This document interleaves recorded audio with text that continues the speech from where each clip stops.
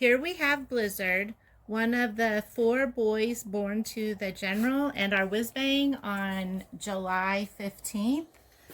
And I'm taking a few minutes to introduce you to their markings. It's still too early to tell about their personalities, but we know they're all going to be amazing dogs.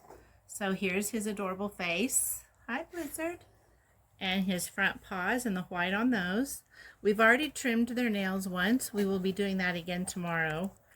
Here are here's Blizzard's back markings on his feet. He had some dewclaws removed and a well puppy checkup earlier in the week. Here is the nice tip on his tail. There's his chest. And we hope you'll stay tuned to my channel and check back for more updates on Blizzard and the rest of his litter mates.